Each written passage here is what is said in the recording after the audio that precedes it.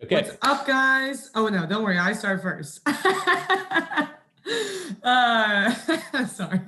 It's Zap, your EC program manager. Looks like we'll have a close-knit group today. Appreciate everyone being here. I'm so excited because we have EC advisor, Kevin Christopher, coming to talk about, honestly, something that I don't even know a ton about. I think I'll learn from this, gig economy law. Kevin is the founder and principal of Rockridge Venture Law, where they focus on corporate, patent, and trademark law. But because he is an EC advisor, not only can you listen to him today, you can probably get in touch with him if you reach out to me to have a one-on-one meeting if you need to dive in deeper to any of these topics. But appreciate you so much, Kevin, supporting our entrepreneurs and even coming on here to talk to us about your expertise. But I will hand things over to you now. Thank you so much for the introduction. And I just want everybody to know that I consider this just a pretty casual fireside type of chat. For me, this is just a really great opportunity to engage with some of the entrepreneurs in the EC community, field questions, talk a little bit about what we're seeing as a firm, just from happenings in terms of industries, how business is responding or leading the law, and how law is having to catch up and respond, and what that means in terms of the gig economy. And so just kind of a brief intro. So Kevin Christopher, I founded Rockridge Venture Law a few years ago after relocating from San Francisco to Tennessee. And the best thing that I have done as a legal entrepreneur is surround myself with people who are smarter and more interesting than me, which is the best way to start a business, to really have a lot of awesome firepower, to have a great team. And so our team is, as Zach mentioned, focused on commercial and intellectual property law. And we are also a B Corp law firm, which means that we have a triple bottom line business model. We're very engaged in the community. And we also serve the better interests of corporate social responsibility across the state. Bruce Allen, who's actually on the call as well, is the founder of B Tennessee, which is a nonprofit we support to workshop and to spread events and education around different types of models for how businesses can be better corporate citizens. So just a little snapshot of what we do, what we're about. And what am I talking about with gig law? So for any of you who are joining live, having lunch, or watching this as a recording, what I'm talking about in gig law is basically the way we're all working today, especially entrepreneurs. And that often means the lean startup model. I mean, I think everybody now knows what sort of the business model canvas is, what it means to be a lean startup. The different terminology we're using in the entrepreneurship space, which is commonplace today, was bright and new just a few years ago. We all understand what it means to, I think, start a company as a side hustle. You know, maybe we've got our day job and we're trying to launch something on the side. We're engaging in different teams. Education systems, even from the elementary school level, are now focusing on teamwork. You know, how do you solve things in terms of team development? That's where education is going. That's where the workforce is going. And so as a result of that, as a result of being very entrepreneurial, as a result of teaming more, oftentimes in virtual ways, as a result of engaging in open innovation and delegating some of the work that historically have been siloed within companies, there are some legal concerns that we're seeing a lot of our clients face and that we're just kind of seeing across the industry. So today I'm going to categorize those as assets, equity, employment, and sales. And I'm not doing a PowerPoint today just because I want this to be informal. I want you to, if you have some questions, pop them in the box and just kind of dialogue to some extent. So please don't be afraid to, if I'm touching on any of these points, you have some questions, you have some interest, notes, concerns, feedbacks, pop them in the chat and we can kind of dialogue about them. But just a brief overview of how I'm categorizing these things. So assets, so this is anything you create. Well, the first thing that we need to figure out in terms of talking through the things that you create is who you are. All right. So a startup company, maybe it's not very formal. Maybe you have some owners, you don't exactly have employees. You're engaging in sort of an independent contractor fashion with a lot of different entities or individuals who are creating the things that you're then branding as a company. There are some interesting legal considerations there about who you are and what it is that's being created and who owns it. So assets are an important part of the gig economy. Equity is an important part of the gig economy. Who has the financial and/or ownership rights in your company? The Securities Exchange Commission is what most of us know to be sort of the governing entity around securities across the country. A lot of people don't recognize what all securities are, though. Both the federal government and state governments have pretty broad definitions of what securities are. Any sort of interests in any enterprise in which one person is investing into another with an expectation of a return on that investment, and through which that investment is more or less being managed by others, that is a security. So an LLC interest in a company is a security. Stock interest is a security. An investment contract, which may be the broadest definition, is a security. So if you're a startup and you're talking to different investors, you can pretty much guarantee that any of those conversations are going to be regulated to some extent by both the Tennessee Securities Act and also the Federal Securities Act. So that's something important to know. And it's important to think through how you're dealing with potential investors and what that should look like. Employment is a big part of the gig economy. Are you hiring an independent contractor or are you hiring an employee? Many companies that we've seen and companies that we work with following COVID in some of the policies and policy concerns and conflicts and costs that arose around staffing employees has pushed a lot of companies towards staffing up with independent contractors, for better or worse. Some states have kind of pushed back against that. Even before COVID, we're pushing back against that by sort of reclassifying independent contractors as employees. So in many states where you might have somebody who's acting in sort of a disconnected way, they may actually be considered employees, and you may be responsible for treating them like employees, for offering them rights as you do your other employees, and for paying taxes as if they were employees. So things to know in terms of employment. And finally, sales. So that's sort of the fourth aspect of the gig economy that I want to talk through a little bit today. Sales can include the assets, the actual products or services that you're offering, how it's offered, what kind of channels and networks it's being offered through, but also sort of the affiliated assets, the intangible assets behind your brand, where it's not necessarily the product or service that you're selling, but the different things that you're using to sell, like visual works, like likeness, influencers. All of these are parts of sales in sort of the gig economy. And we also have a lot of data privacy rights that are increasingly reaching through to the way that we are marketing and selling different services and products.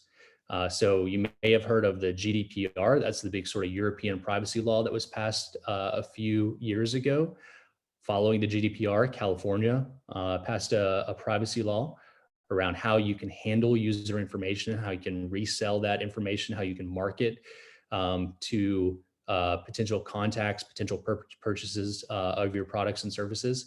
And now pretty much in every single state, we have some form of privacy legislation that's being enacted.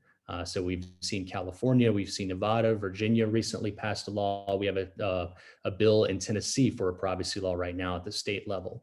So as all of these laws are being passed across the country, it's going to be really important to pay attention to how those different laws impact your business, depending upon what rights you are getting of consumers. And this can even mean the rights that you have access to through middlemen. So if you are hiring some agency to do your branding and marketing, you can be responsible for the information that they're collecting on consumers and potential consumers. And you can be the one ultimately responsible to some of these privacy laws.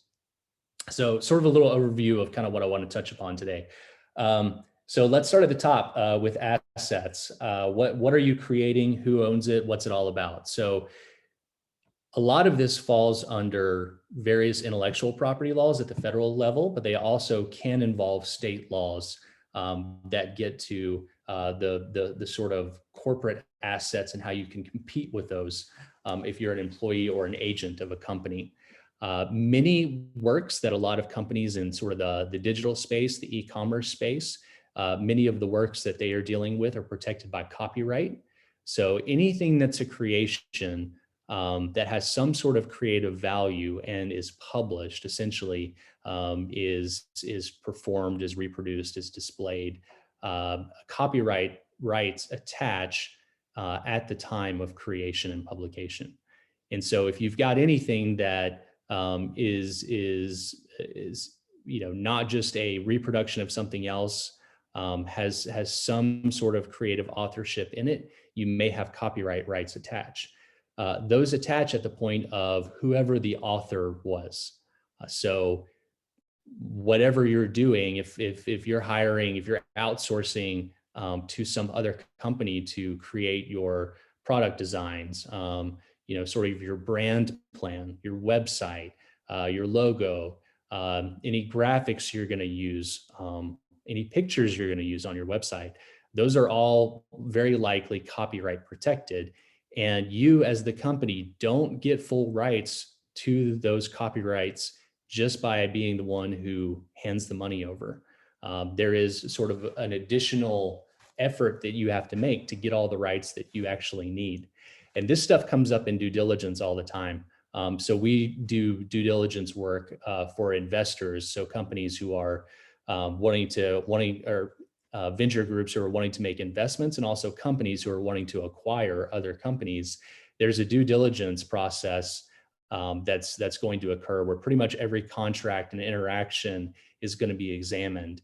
And if it's discovered that you don't have full rights to something that's very, very important to your brand, then that's going to be an issue. So how do you get those rights? Mostly through contracts, which for many entrepreneurs are avoided because of cost involved with attorneys in terms of time, in terms of sort of deviations from that nice organic relationship that's been developed by whoever's developing those assets for the company.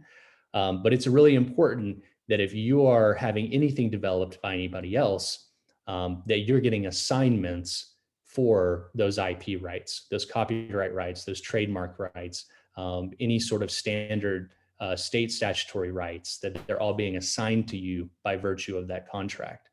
This also means that the developer is the one who is indemnifying you for that development. What does that mean? That's one of those legal jargon words that basically means that if you're ever sued, they're going to step into your shoes and they're going to cover for you.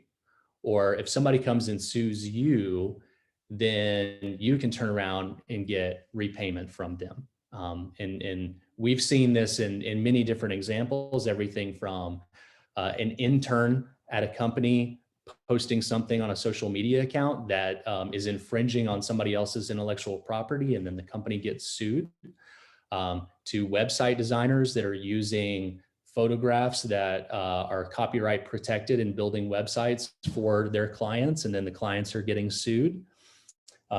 We've seen bars that host open mic nights, and somebody comes in and sings a song from the radio, and then the bar gets sued because the bar didn't have rights to that song.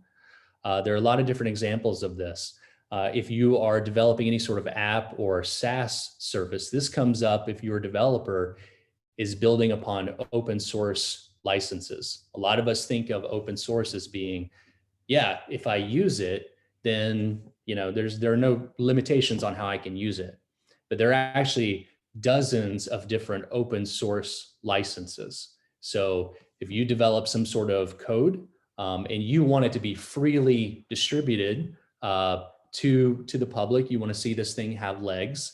A lot of academics use different open source licenses to get things out there that can be beneficial to society.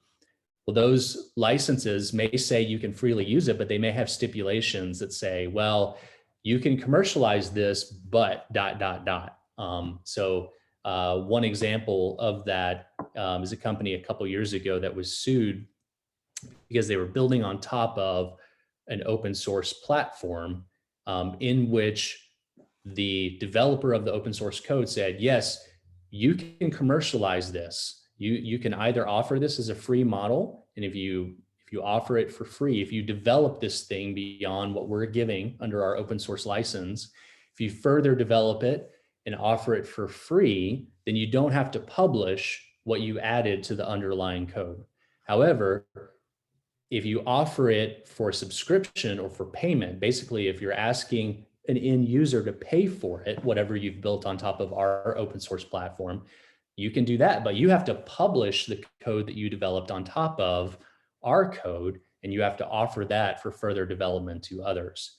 And so a company that said, no, we're not going to do that, was sued and they were found liable. So it's really important that if you are building upon any sort of open source software, you're getting a good understanding of what's behind that. Who owns it? What restrictions are on it? How can you use it? Do you own whatever you built on top of that? So those are some examples of asset considerations in the gig economy space. Again, we're all trying to get things off the ground in a streamlined fashion. Entrepreneurship is an awesome thing. We love supporting entrepreneurs. We love seeing how easy it is to develop businesses now compared to 5-10 years ago. But oftentimes that's because a lot of entrepreneurs are shooting from the hip. And so if you're not getting all the rights you need to everything that goes along with your brand and what you're selling at the outset, then you're going to sell yourself short when you come to approach institutional investors who are going to really look for, have you done your proper work in getting everything you need, and also having exposure out there to the developers who then come and say, well, I'm taking those rights away from you. You never got all these full rights, and I'm going to limit you unless you pay me more, which we've seen happen as well. So that's a couple things in terms of what we're seeing in the sort of asset space in the gig economy. Equity. So I think most entrepreneurs ignore the fact that there are securities regulations out there until they get to the point where they're thinking of, oh yeah, well, we're beyond friends and family, we're beyond angel investors. We need to raise $2 million, $10 million, $40 million. Then all of a sudden there's this sort of trigger point mentally where we're like, oh yeah, this is probably kind of a big thing, and there's probably some regulation out there about how we do it. But in fact, anytime you have started a company and then you offer some sort of involvement in that company to somebody else for any sort of consideration, then you are triggering the federal and state securities laws. And so it's important to have an understanding of what that means and whether there are any exemptions that allow you to do that without any sort of heavy duty disclosures or filings or recognition of what you sold and how you've sold it. So understanding kind of where this falls with what you're doing, and some examples would be, if you're an LLC and you have a founding team of, let's say, 3 people, and your founding team, you've been in operation for maybe 6 months or so, maybe it's a purely sweat equity play. You all have some knowledge and contacts and resources. You're bringing it all together, and everything that's being developed is developed under the company. And after about 6 months, you want to start to say, hey, we'd really like to bring in somebody else to handle this aspect of our business where we need to grow, but we can't afford to pay. So the only way we're going to be able to get somebody involved in this is if we promise them a cut of the action. And as soon as we do start making money, then we'll pay them. All right. If you're taking on that sort of sweat equity, if you're promising somebody that they're going to have a cut of the company if they come in and perform, then that's a security transaction. That's an investment contract. That's a membership interest. Any of that activity is regulated. So you got to understand that there does need to be some documentation around that. You need to make sure that there's a common understanding of how it works between you and the person you're bringing on, because we've seen time and time again confusion as a result of ambiguity and lawsuits back and forth over who owns what, and whether that person that was being brought on is an owner in the company by virtue of starting work, or if there was some trigger point where that equity transaction was going to happen. What about the stuff that they're developing along the way before they're official members of the company? Who owns that is assigned to the company? So all those things matter in terms of trying to scale up your business. Or let's say that 3-member team has an Uncle Joe who wants to invest $50,000 into the company, but says, I don't really care about, making the money back. Pay me if pay me if you can. Obviously, I want to be paid back, but I don't want to hold up the company, so I don't really have a timeline on that. But just give me 10% of your company. Let's just say 10%. I'm 10% owner of your company. 50,000. Pay me back when you can. I don't care to make 250,000 from that. I just want to see you succeed. Well, that's an investment contract. That is going to get to a different kind of threshold in the securities laws, and you're going to have different exemptions that come into play for that kind of transaction. So making sure that you've buttoned up that transaction, that you've got the right documentation around it, because that person's going to be on your cap sheet. That person's going to come up and do diligence for any institutional investors, or if you want to sell your company. If you're an LLC as opposed to a corporation, then that transaction may have been done incorrectly in the first place. And then you're going to have to account for that when you're converting from an LLC to a corporation. So making sure you do these things correctly on the front end are all pretty important. The SEC has relaxed a lot of its rules around how can somebody invest? How does that have to be documented? Can you use brokers to find investors? A lot more of our clients are using brokers. So, hey, we're going to go out and raise 40 million for you, but we're going to get 2 million of that. Or we're going to get a percentage of your company if we succeed in raising funds for you. SEC is allowing more flexibility with using brokers, but again, there are rules and regulations around how they can be used. First and foremost, the investors you're approaching have to know that those brokers are being compensated for that work. And it's kind of intuitive, right? So like if they're trying to pitch you to investors, they have a vested interest in making you look as good as possible because they're getting a cut of the action. So the investors need to know if there's any sort of self-interest in how they're selling your company. They also want to know that a portion of the funds that they're giving you that they think is going to help the company grow is going straight out the door to somebody else. And oftentimes investors don't like that. So first and foremost, they need to understand that there is a broker involved.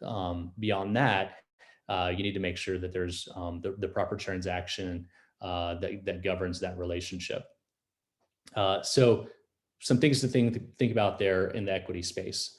And I'm going to run through a couple more of these categories, and then happy to take any questions or chat about this. Employment. So I mentioned that a lot of states are changing the regulations around who's an employee versus who's an independent contractor. And for traditional purposes, pretty much across the country and under federal regulation, you are an employee if there's a certain amount of oversight over your work. You're an independent contractor if there's less oversight.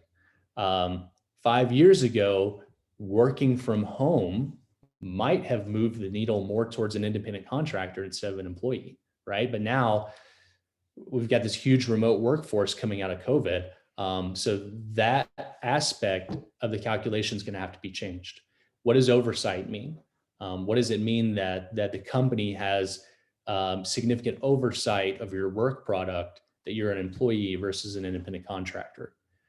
California has broadened its laws based on Uber and some of the other ride sharing services, that those drivers, they fall into kind of a different sort of quasi employee class instead of independent contractors, because yes, they can turn off the meter whenever they want to, they can drive when they want to, but within limits, right? So if they deny some requests for rides, then that penalizes them in the work that they do. Their cars have to meet certain conditions and standards for operating for the company. They have limitations, competitive limitations on what they can do for others and what other services they can use. There are a lot of stipulations around how sort of a ride share service provider engages with the parent platform company, that in California, at least, it has been determined that they're more like an employee than an independent contractor. And so you've got some other states that are sort of adopting that mentality. So if you're using what you think are independent contractors, maybe they're virtual employees that do different aspects of your work for you, you have to be very, very careful that, let's say you terminate that relationship and they're upset about how it's terminated, or maybe they thought that they were going to get some equity aspect of your company, and you terminated that relationship and they didn't get what they thought they were going to get. If they report you to their state agencies as not being properly benefited and paid as employees, then that state agency is going to come after you. The federal government might come after you, and you may be liable for a lot of back taxes and penalties because you misclassified that independent contractor. We've seen a lot of that happen over in Europe. The European laws are pretty strict about employees versus independent contractors. So in Tennessee, we're still a pretty unregulated state in that respect. But a lot of these virtual services are being provided by people all across the country. So you need to keep that in mind when you're outsourcing different aspects of your business. And then just the last thing, so the sales part of this, how are you selling your product and service? Are you, making an Amazon pitch? Are you making sort of a drop ship pitch where you barely touch any of your actual inventory? Let's say if you're selling some sort of apparel or some sort of commodity, and it's just going straight to consumers through platforms like Etsy or Amazon, then it's easy to get knocked off. It's easy for somebody else to come in and compete with you, steal your graphics, steal your designs, steal your supplier, and compete with you. And there are ways to protect yourself there, particularly with Amazon, for enrolling in their consumer brand protection program. And that would be where you essentially file your copyrights and trademarks with them, and they will police competitive use. A lot of companies are required to abide by certain regulation in the US under the Digital Millennium Copyright Act, to where if it's a Google, for instance, or Shopify, if you have a trademark or a copyright that you feel is being infringed, then you can actually boot that competitor out of those platforms by simply filing takedown requests. That's something you don't need a lawyer for. You just need your registration numbers, and you can submit those through portals they have, and they will actually, we've had clients who've been able to, some competitors were really undercutting them, and just through simple takedown requests, they were able to just completely suspend their accounts on Amazon, Shopify, their ads on Google, lots of other places. But you need to take the first step in getting your assets recognized, formally recognized through registrations to be able to do that. So just keeping in mind that the different sales channels you have out there, you can get third-party protection. You don't have to do all the policing yourself. Even if you're getting things from overseas, you can file any patents you have, any trademarks you have with the Customs Bureau, and they will actually monitor imported products to see if there are any counterfeit goods out there. So thinking along those aspects. And then also the other thing to think about in terms of your sales, the data privacy rights of your consumers. So I think we all kind of recognize over the last couple of years that social media platforms, they have commoditized us, and so we are the business product. If we're using any sort of social media platform, everything about us has been measured in every way possible. And of course, the model for that is for the companies, even our companies who want to market through those channels, that those opportunities are there to really hyper target a focus group for our products and services. Anytime that we're engaging with a potential consumer, whether it's through our websites, whether it's through social media, whether it's through Google type ads, whether it's through newsletters, all of that is increasingly being subject to regulation on how can we use that information. It's not just in the health space. Different aspects of our consumers, we have to be able to respond to any requests to limit third-party access to that information, to limit storage of that information. And so companies that are heavily engaged with potential consumers are going to have to plan for having the infrastructure in place to respond to requests to delete their information, like we're seeing in California. And so some of our clients are saying, how do I even do this? How do I even build this into my business model? I can't hire somebody full-time to just monitor these requests by some random person to delete their information from our systems or from our marketer systems. But that's what the law says, and that's what a lot of these other copycat laws are going to continue to say. So making sure that you are properly kind of thinking through that and how you're going to approach that, and identifying where the limitations are. A lot of these laws don't kick in unless you're doing a certain amount of business within a particular state or have a certain amount of contacts within a particular state. So just kind of game planning that and understanding that at some point down the road, this is going to apply to you, whatever you may be doing in the digital space. So those are some different things that I wanted to kind of talk about today in the gig economy.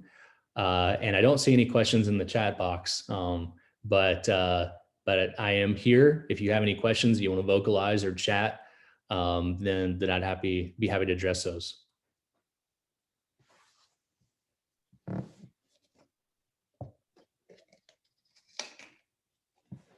Y'all can feel free to unmute and just ask away. It can be as general as you want, or you can just put something in the chat. Seriously, go for it if you want.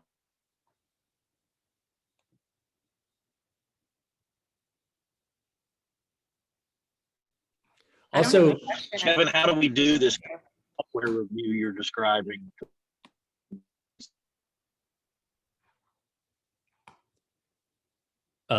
Marshall, I think heard what you were about to ask, and then you kind of cut out. How do you make sure, how do you do the licensing review you're describing for like software where we have different open source and various other vendors participating in delivery? I mean, it sounds like a tedious piece of work. Who does that? How do we do it? Yeah, there are specialized vendors out there. I've got somewhere an article that we've written on this where we have a list of different vendors and services that offer these sort of open source audits. Essentially, there are companies out there, that's all they do is go through an auditing mechanism of the software that you're using and looking at those licenses and comparing those rights that you might have. And there are also services out there that will help you actually build the right license for what your interest is. So if you're developing something and you want to offer it, you want to attach an open source license to it, then there are some really cool sites out there where you can essentially say, these are the rights I want to protect, or this is how I want it to be used.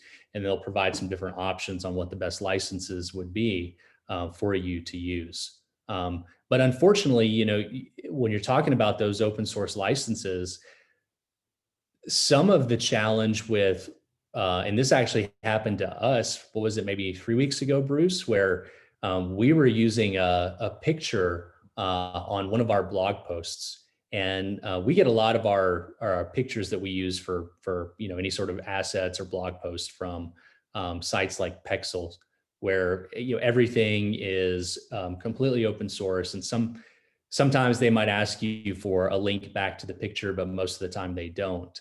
And a party approached us because they had purchased the rights to one of those pictures that was formally offered with an open source license, and they terminated that license. And so essentially they said, they were nice about it. They just said, hey, can you take that picture down because it's no longer offered through this open source license. But that's the other thing. I mean, when you're building upon any sort of open source software or componentry, it's always a limited license that you have. You never have full ownership of that. So you're always going to be in a situation where those rights can change.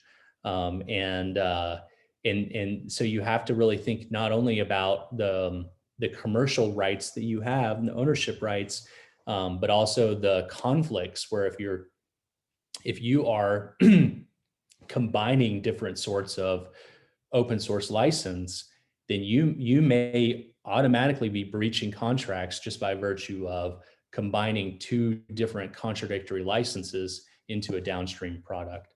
So we're going to see a lot more of activity in the space over time as there is more sophisticated AI out there that is searching through different licenses that are attached to different code pieces and determining if there's any sort of infringement. We're basically going to see the next generation of copyright troll out there in a lot of this sort of investigation around licenses. Thank you. And I think Miranda had a question, but I don't know. No, I didn't have a question. I just wanted to say thank you. I found it very informative. Thank you, Miranda.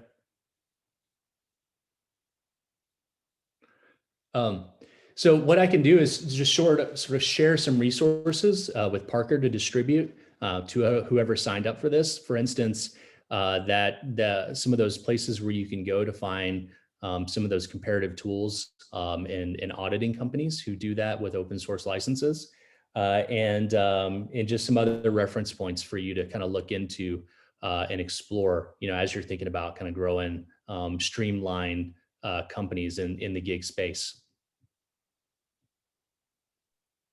That sounds great. I'll get that to everybody. If you just send that to Zap or whoever you signed up with, and just write down a note, forward to Parker, I'll send it to everyone.